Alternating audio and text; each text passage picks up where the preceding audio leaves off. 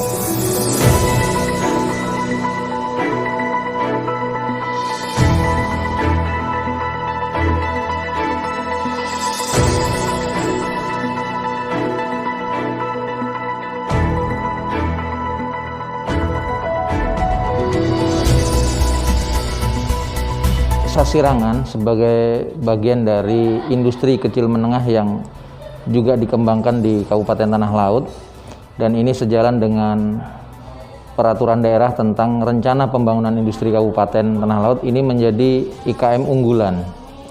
Nah, maka Sasirangan ini akan kita jadikan sebuah trademark bagi Kabupaten Tanah Laut, apalagi dengan inovasi-inovasi yang telah dilaksanakan oleh para pengrajin di Tanah Laut. Dalam 2 tahun terakhir ini, pengrajin Sasirangan di Kabupaten Tanah Laut telah mengalami pertumbuhan. Jumlah kelompoknya selalu meningkat. Dulu kalau tidak salah ingat, ini hanya di bawah puluhan saja, di bawah 10. Tapi saat ini kami di data dinas kami ada hampir 21 kelompok. Nah, ini belum lagi satu kelompok itu tidak hanya ada satu pengrajin, bisa lebih dari 2 atau 3 pengrajin. Nah, hari ini ada kegiatan pelatihan Sasirangan di Jorong, di Desa Karangrejo ya. Ini saya sangat menyambut baik karena apa? Ini pelatihan sifatnya mandiri. Kelompok-kelompok sekarang sudah terdorong untuk mengembangkan sumber dayanya, mengembangkan keterampilannya. Yang dulu hampir di antara kelompok-kelompok ini menunggu pemerintah daerah untuk melatih.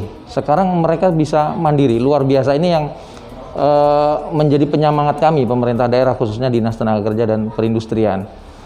Kemandirian ini mahal nilainya mahal. Karena dari kemandirian ini menggambarkan mereka ingin berinovasi. Yang telah diberikan keterampilan dasar mereka kembangkan lagi. Dan mudah-mudahan ini bisa ditiru oleh pengrajin-pengrajin lainnya. Bukan hanya Sasirangan, kita juga ada industri-industri kecil menengah di sektor lain. Kerajinan dari bahan kayu juga kita bina, kerajinan dari pangan, IKM pangan juga kita bina. Jadi Sasirangan menjadi unggulan kita, apalagi Sasirangan kita sudah kita kombinasi dengan metode sirang dan ringkel yang kita kenal saringkel pandan. Pak Bupati memberi nama Sasirangan ringkel tuntung pandang. Ini cukup diminati oleh pasar. Di era kepedulian lingkungan juga kita ada mengembangkan pengrajin-pengrajin kita produk yang baru, ekoprint, yang menggunakan bahan-bahan non kimia. Ini juga patut kita dukung. Dan teman-teman pengrajin ibarat menu, semakin banyak menu yang ditawarkan oleh teman-teman pengrajin, dan saya salut mereka mau berusaha secara mandiri begitu.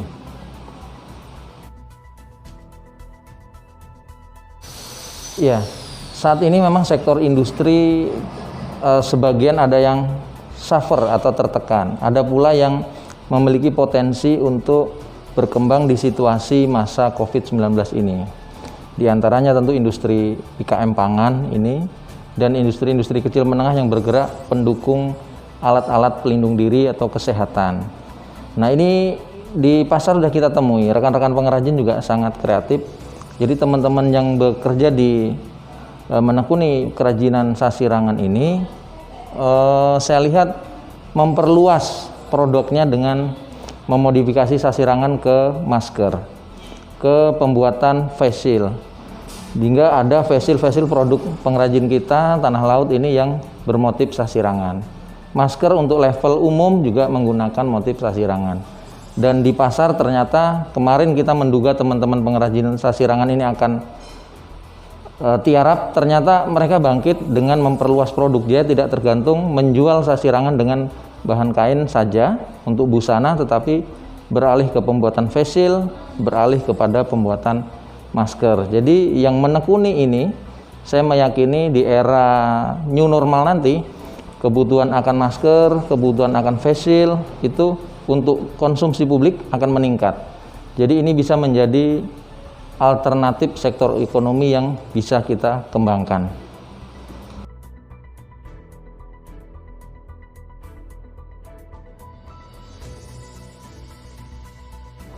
Oke, jadi kepada para pelaku industri kecil menengah di Kabupaten Tanah Laut, kita sangat mengharapkan terus menjaga semangat untuk berinovasi, Kalau ada hal-hal kendala, mungkin harus selalu kita berkolaborasi dan bersinergi dan konsultasi ke dinas yang menangani industri kecil menengah, terutama Dinas Tenaga Kerja dan Perindustrian. Kalau ada kendala permodalan, pemerintah daerah punya skema Gapura Karomah. Dan apalagi di dalam masa pandemi, salah satu industri kecil menengah yang masih tidak di-stop pinjaman Gapura Karomahnya adalah industri kecil menengah yang berkaitan dengan pembuatan alat pelindung diri, pendukung kesehatan, pencegah COVID-19. Itu pertama. Kalau mengenai pemasaran, segala sesuatu bisa kita diskusikan.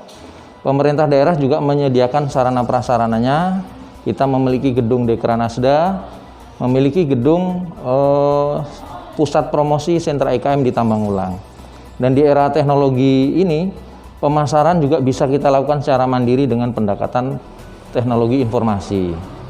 Kalau ada lagi permasalahan sumber daya, kita tidak memiliki keterampilan, program utama kita adalah pembangunan sumber daya industri. Di sana ada paket-paket pelatihan yang bisa diusulkan ke dinas kami dan bisa juga diselesaikan oleh pemerintah di tingkat desa.